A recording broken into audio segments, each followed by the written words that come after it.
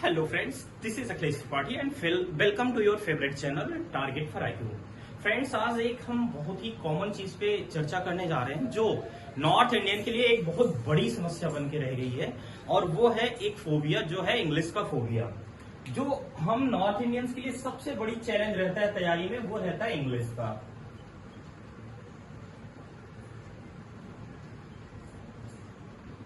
English phobia अर्थात English का डर, क्योंकि हमारा जो बेसिकली परिवेश होता है वो हिंदी माध्यम का रहता है। हमने शुरुआत से ही जो हमें स्कूल का पर्यावरण मिला, या हमारे घर का माहौल मिलता है, जो समाज का माहौल मिलता है, या जो हमें लिटरेचर पढ़ने को मिलता है, वो ज्यादातर हिंदी का ही मिलता है। तो एक तरह से जो जिस पर्यावरण में हम रहते हैं हिंदी के, तो हमें इंग्लिश को लेके एक मन में डर बना रहता है। यहाँ एक चीज होती है कि डर, क्योंकि मैं ये नहीं, कभी भी ये ऐसा नहीं है कि हमारी जो क्षमता है वो इंग्लिश मीडियम के जो छात्र हैं या जो इंग्लिश भाषी राज्य हैं उनसे हमारी क्षमता में कमी है, ना हमारे स्किल में कमी है, ना हमारे टैलेंट में कमी है, ना हमारे मेहनत में कमी है। हम तो वैसे भी नॉर्थ इंडियन ज्यादा लेबोरियस माने ही जाते हैं, फिर भी एक डर रहता है इंग्लिश का, और इस वजह से हम कहीं ना कहीं अपने आप को पीछे समझते हैं हिंदी माध्यम वाले इंग्लिश माध्यम की तुलना में। और जब कोई भी छात्र, स्पेशली जो अपने यूपी का है, बिहार का, उत्तराखंड या हरियाणा, झारखंड, एमपी, छत्तीसगढ़, इन हिंदी बेल्ट से बिलोंग करता है, उसके मन में एक बहुत सारे फोबिया या बहुत सारे कंफ्यूजन्स, क्वेश्चंस रहते हैं रिगार्ड्स इंग्लिश। कि पहला तो यही रहता है कि इंग्लिश हिंदी मीडियम से, अगर हम इंग्लिश मीडियम नहीं ले रहे हैं, हिंदी मीडियम से तैयारी कर रहे हैं, तो क्या हम सफल होंगे या नहीं होंगे, या हिंदी माध्यम के लोग सफल होते भी हैं कि नहीं होते हैं। तो दोस्तों देखो, एक चीज ये होता है कि ये चीज तो बिल्कुल गलत है कि हिंदी माध्यम के लोग सफल नहीं होते हैं। हाँ, रेशियो में फर्क रहता है, ये सही बात है, लेकिन ऐसा नहीं है कि कोई भी छात्र जिसके अंदर प्रतिभा है या फिर वो डिजर्व करता है और उसका जो है सिलेक्शन नहीं होता है हिंदी माध्यम से, ये एक गलत धारणा है। सिलेक्शन तो होता ही है। दूसरा है कि क्या जो हिंदी माध्यम के लोग हैं उन्हें वो समस्याग्रस्त होते हैं, उन्हें क्या प्रॉब्लम्स आती हैं या कैसी प्रॉब्लम्स आती हैं, तो इस पे हम कुछ बिंदुवार चर्चा करेंगे। पहले हम देखते हैं कि क्या क्या समस्याएं हमें आती हैं एक हिंदी माध्यम का छात्र होते हुए।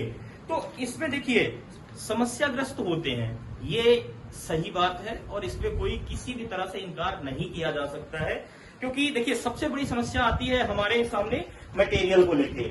आजकल जितने अच्छे मटेरियल हैं वो सब इंग्लिश मीडियम में हैं, ज्यादातर अच्छी किताबें। तो जो सबसे पहली समस्या होती है अगर देखा जाए तो वो मटेरियल को लेके है।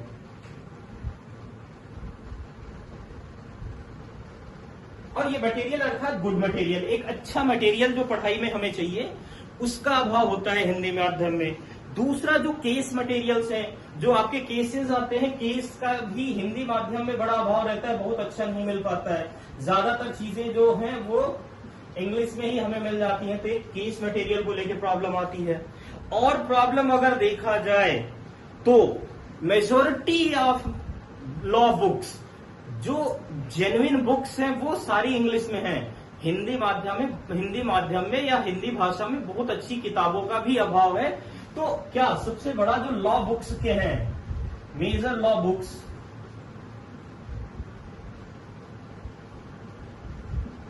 इनका भी अभाव है, क्योंकि हिंदी माध्यम की ज्यादातर किताबें जो हैं, जो अच्छे राइटर की हैं, वो ट्रांसलेटेड हैं, किसी के द्वारा ट्रांसलेटेड की गई हैं। ओरिजिनली वो कहां पे लिखी गई हैं, किस माध्यम में, इंग्लिश माध्यम में। तो वो चीज होती है, क्योंकि कभी कभी होता है कि ट्रांसलेशन से वो भाव नहीं आ पाता है जो भाव वास्तव में एक लेखक जो है वो व्यक्त करना चाहता है। इसके बाद में देखा जाए तो दूसरे जो अगली प्रॉब्लम होती है वो कम्युनिकेशन की होती है, क्योंकि ज्यादातर जो अच्छे टीचर्स हैं, अच्छे लेक्चर्स हैं, अच्छे जो डिबेट्स हैं, हेल्दी डिबेट्स, वो सब इंग्लिश में मिलते हैं। तो Hindi, as a Hindi medium student we have a problem with communication. हम अच्छा कम्युनिकेशन नहीं कर पाते हैं, तो बड़ी प्रॉब्लम आती है कम्युनिकेशन की।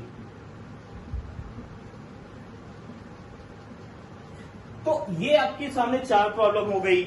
आगे अगर देखिए तो जैसे रिसेंट लॉ जनरल्स आ रहे हैं या सुप्रीम कोर्ट के केसेस आ रहे हैं, वो सारे भी इंग्लिश मीडियम में ही ज्यादातर मिलते हैं, तो उनको भी हमें हिंदी माध्यम में खोजने में बड़ी दिक्कत होती है।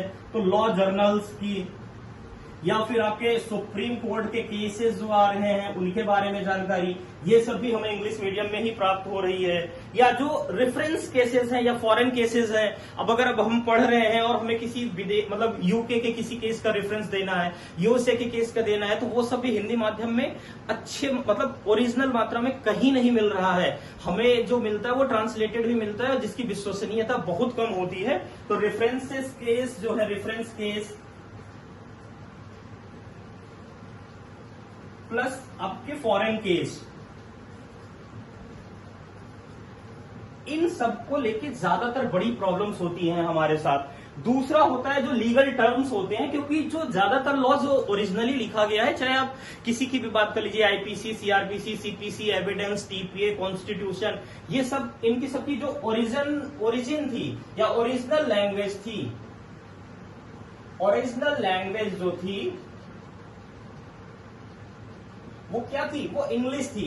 तो हमें जो मिलता है हिंदी में वो ट्रांसलेटेड मिलता है, और इस वजह से कई बार जो बेसिक मूलभूत गलतियां हैं ट्रांसलेट को लेके, भाव या उसके जो एक्चुअल मीनिंग है, वहां पे भी हमें बहुत सारी प्रॉब्लम्स होती हैं। क्योंकि इंग्लिश में तो एक जो वर्ड है वो एग्जैक्ट वर्ड लिख दिया गया है।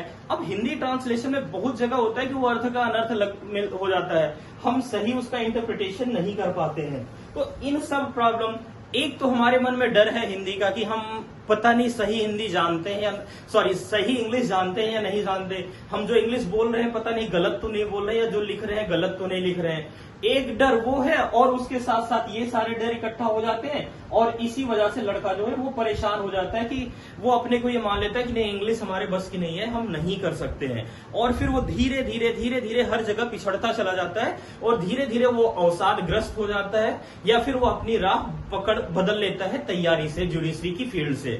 तो दोस्तों, इन सब चीजों में देखा जाए तो सबसे बड़ी चीज जो है वो कमी जो है, वो कमी हमारे कहे चीज की है, वो कमी है प्रैक्टिस की, मतलब अभ्यास।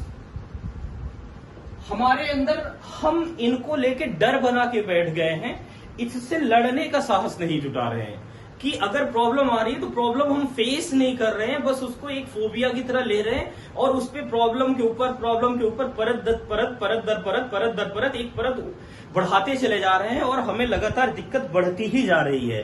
तो इसके लिए देखिए, हमें सबसे ज्यादा जरूरी है इंग्लिश सीखने के लिए, अगर इन सारी चीजों को सॉल्व करना है तो हमें सबसे ज्यादा क्या होना पड़ेगा, डिवोटेड होना पड़ेगा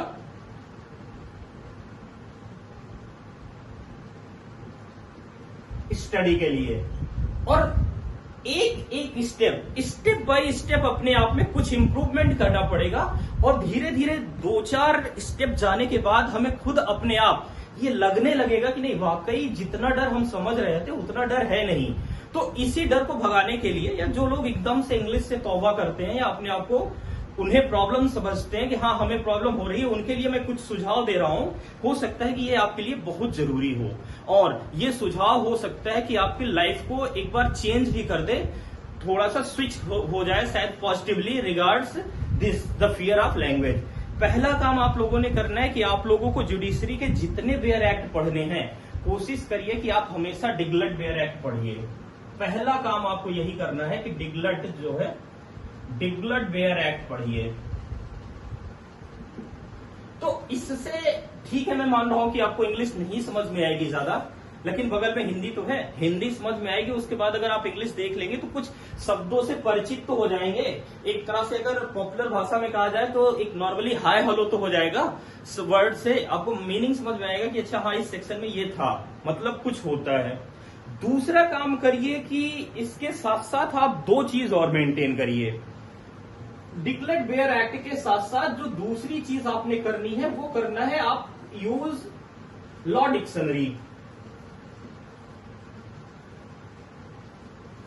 एक जो विधि का शब्दकोश होता है, लॉ डिक्शनरी बोला जाता है जिसे, आप डिक्लेयर्ड बेयर एक्ट के साथ लॉ डिक्शनरी भी यूज करिए। लोग अगर कुछ ऐसे वर्ड आपके नजर में आ रहे हैं, आपके कानों की तरह तले सुनाई पड़ रहे हैं, आपको ये लग रहा है कि हाँ ये कुछ होता है और मीनिंग नहीं पता है, तो आप उसको एक बार देखिए। आप एक बार जब उसे सर्च करेंगे तो निश्चित तौर पे वो कुछ भले ही कुछ समय के लिए, लेकिन वो आपके याददाश्त में, आपके मेमोरी में वो जगह करेगा, अपना एक स्पेस बनाएगा। और तीसरा काम करना है आपने, वो करना है कि एक जो है वर्ड्स की नोटबुक बनाइए।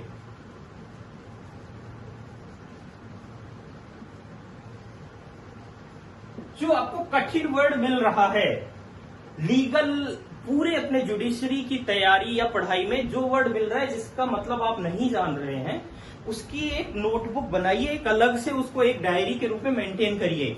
ये डेफिनेटली आपको हर समय मदद करेगा, चाहे आपको प्रीलिम्स हो, क्योंकि कुछ शब्द हैं वो सीधा शब्द ही पूछ लिए जा रहे हैं आपके प्रीलिम्स एग्जाम में। मेंस में होगा, अगर उस शब्द के बारे में पता रहेगा, अगर उससे रिलेटेड प्रश्न आता है तो आप 4-6 लाइन लिख सकते हो। इंटरव्यू में भी ये चीजें आपकी हेल्प करेंगी। तो एक वर्ड्स की जो है नोटबुक बनाइए, ये एक तरह से आपके डायरी के लिए रहेगी और ये आपको हमेशा हेल्प करेगी। ठीक है, बीच बीच में आप इसको रिवाइज करते रहिए। और अगला आपने करना है कि जब आप इतना करने के बाद एक चीज रहेगा कि इंग्लिश से जान पहचान तो हो जाएगी आपकी। ऐसा नहीं है, अगर आप ये 3 चीज कर रहे हो, इसके बाद भी कोई भी शख्स अगर ईमानदारी से कर रहा है, ये नहीं कह सकता है कि अब मैं इंग्लिश नहीं जानता हूं। वर्ड आप जान रहे हो, हाँ ठीक है, आप सही से उसका इंटरप्रिटेशन नहीं कर पा रहे हो या आपकी उतनी प्रैक्टिस नहीं है कि आप बोल पा रहे हो, तो वो चीज मैं मान रहा हूं, लेकिन आप परिचित हो जाओगे। अगला स्टेप आपने करना है, 2 चीज और उठाना है। अगला करिए कि आप एक इंग्लिश न्यूज़पेपर शुरू करिए पढ़ना।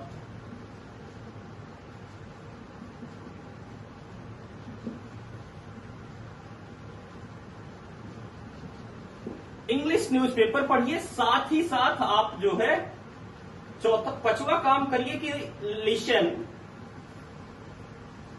English news. अब इंग्लिश जो न्यूज आता है, कोई भी एक चैनल या कोई एक डिबेट जो है, ज्यादा नहीं कह रहा हूं, फिर भी कम से कम 30 मिनट आप दिन में इतना समय निकालिए अपने लिए कि कोई इंग्लिश की न्यूज सुनिए और प्लस डेली इंग्लिश का न्यूज़पेपर पढ़िए। न्यूज़पेपर में भी कुछ वर्ड जो आपसे लग रहा है कि हाँ ये आपके काम के हैं, वो उनके वर्ड्स को भी आप इसी नोटबुक में मेंटेन करते रहिए, तो दिस विल हेल्प यू। और ये आपको हमेशा हेल्प करेगा। आपकी जब जॉब लग जाएगी तब भी एक चीज आप जान लीजिए कि एक साधारण भाषा बोलने वाला और एक अच्छी भाषा बोलने वाला, दोनों की डिमांड, दोनों की इज्जत, दोनों में बहुत ज्यादा फर्क रहता है। आप कहीं भी रहिए, अगर आप अच्छे शब्दों का चयन कर रहे हैं, अपनी भाषा का चयन कर रहे हैं, तो निश्चित तौर पे आपकी जिस परिवेश में रहे हैं वहां पे अन्य लोगों की तुलना में ज्यादा वरीयता आपको दी जाएगी, आपका ज्यादा सम्मान रहेगा। तो वो चीज आप यहां से मेंटेन कर सकते हैं। अगली चीज अगर इसमें देखा जाए आपने क्या करना है, तो 2 चीजें और करिए। एक तो पहली चीज आप अपने दिमाग से ये हटा दीजिए, अब इतना करने के बाद आपको स्टीरियोटाइप नहीं होना चाहिए। स्टीरियोटाइप मतलब ये होता है कि आप अपने मन से, क्योंकि कभी कभी हम देखिए, हम किसी क्लास में रहते हैं या किसी डिबेट में होते हैं या किसी से पूछना होता है, हमें पता है वो चीजें, हम उसको अच्छे से समझ रहे हैं, अपने मन में कर रहे हैं, लेकिन हमें एक डर लगता है कि यार सामने वाले के सामने पता नहीं मैं बोल पाऊंगा कि नहीं बोल पाऊंगा, सामने वाले से पूछ पाऊंगा कि नहीं पूछ पाऊंगा। कभी कभी होता है कि हम इंग्लिश अच्छी लिख लेते हैं, हम लिख के वो चीजें बता सकते हैं, लेकिन बोलने में हमारी जुबान अटक जाती है, हमारा मतलब जो वर्ड्स हैं वो लड़खड़ाने लगते हैं। तो वो बिकॉज की we are very stereotype regards English. हमें लगता है नहीं यार हम तो यूपी बिहार के हैं, हम उत्तराखंड के हैं, हम अच्छी इंग्लिश बोल ही नहीं पाते हैं। तो वो चीजों से उस भय को हटाना है, आप सामने वाले से क्वेश्चन करना सीखिए। भले ही बहुत होगा आप गलत क्वेश्चन करोगे ना, आखिर आप क्वेश्चन ही क्यों कर रहे हो, नहीं आ रहा है इसीलिए तो कर रहे हो ना, तो आप भले ही गलत बोलोगे कोई बात नहीं, आप सीखोगे तो ना। तो ये स्टीरियोटाइप नहीं रहना है, अपने आप को कॉन्फिडेंट में रहिए, आप अपनी प्रॉब्लम्स पूछिए, लोगों से बात करिए, ठीक है, डिबेट करिए। और दूसरा क्या है, दूसरा 2 चीजें और करिए। एक चीज करिए कि स्टार्ट लीगल आर्गुमेंट्स।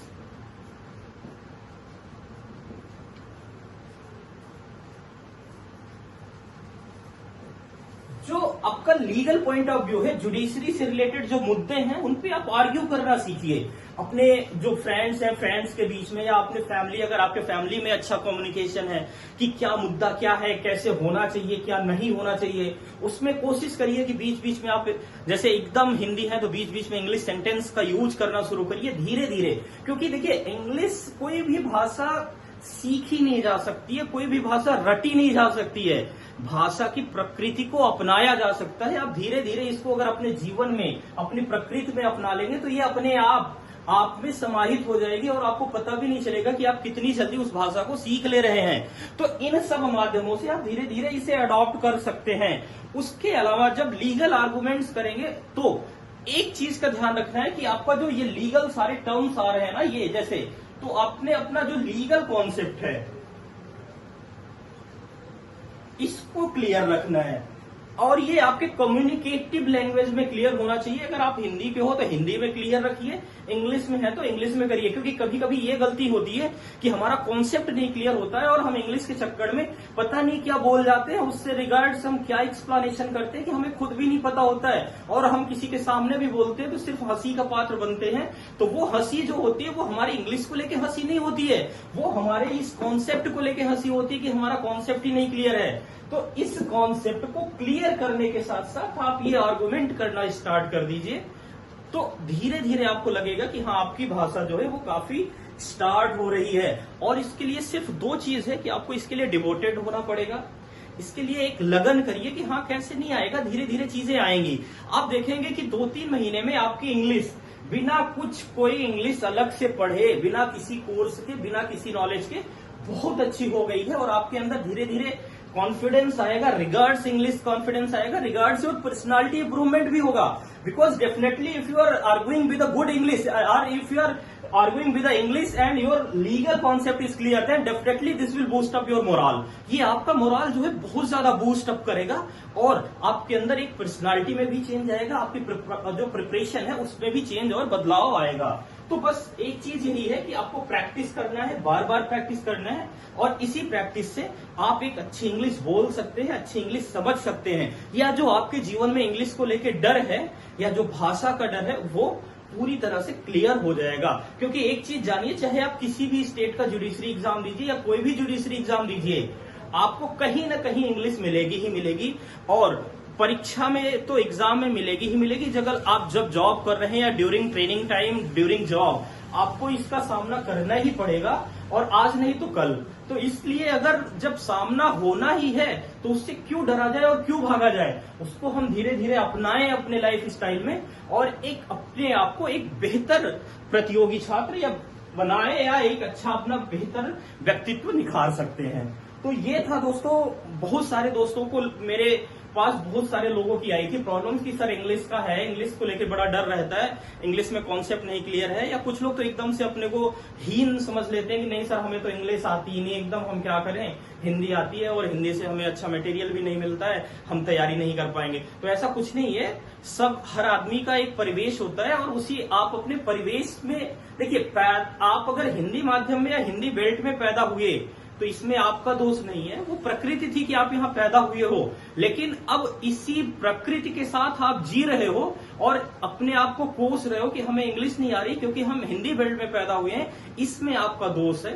आपको कोई भी आदमी, कहीं का भी आदमी, और स्पेशली आज के ग्लोबलाइजेशन एरा में कुछ भी कर सकता है, बस उसके अंदर होनी चाहिए तो क्या, एक लगन होनी चाहिए और मेहनत होनी चाहिए। तो बस मैं इस पॉइंट पे इतना ही करना चाहूंगा कि आप लोग बस प्रैक्टिस स्टार्ट करिए, धीरे धीरे स्टेप बाय स्टेप करिए, चीजें बहुत आसान होती जाएंगी। बाकी अभी अगर देखा जाए इंग्लिश को लेके तो मेरा एमपी जुडिशरी का एक बैच स्टार्ट हुआ है जिसमें पूरा मेजर लॉ, माइनर लॉ, आपको जीके, कंप्यूटर प्लस इंग्लिश, जो उसपे एक आता है एमपी में अगर देखा जाए तो आपका एक टॉपिक आता है वो है जनरल इंग्लिश का, सॉरी इंग्लिश नॉलेज करके है, इंग्लिश नॉलेज। तो इस इंग्लिश नॉलेज में जो बेसिक ग्रामर्स आते हैं, आपके पार्ट्स ऑफ स्पीच आती है, ट्रांसलेशन आता है, नरेशन आता है, या लीगल जो आपके यादें, इडियम्स एंड फ्रेजेस आते हैं, वो कैप्स आती है, उन सारी चीजों को एक मतलब लीगल पॉइंट ऑफ व्यू से एज ए जुडिशरी एस्पिरेंट्स किन किन टॉपिक्स को आपको देखना है वो सारी चीजें कवर करवाएंगी। बैच आपका स्टार्ट भी हो गया है, तो अगर आप में से कोई छात्र या कोई साथी चाहता है, अगर उसे इंग्लिश को लेकर प्रॉब्लम हो रही है, तो आप इस बैच में एडमिशन ले सकते हैं। और इसके लिए इंक्वायरी अगर आप चाहते हैं तो हमारा जो ऑफिस का नंबर है 7500110314, इस नंबर पे आप संपर्क कर सकते हैं और जानकारी ले सकते हैं। इंग्लिश का बैच आपका स्टार्ट होने वाला है, बस 1 या 2 दिन से क्लासेज स्टार्ट हो जाएंगी। तो अगर आप लोग चाह रहे हैं तो आप इसमें एडमिशन ले सकते हैं और आप अपनी इंग्लिश को और अच्छा कर सकते हैं, या जो इंग्लिश का डर है किसी भी जुडिशरी एग्जाम के रेफरेंस से वो बहुत आसानी से दूर कर सकते हैं। तो आज के वीडियो में बस इतना ही, मिलते हैं किसी नए वीडियो में, तब तक के लिए थैंक यू वेरी मच।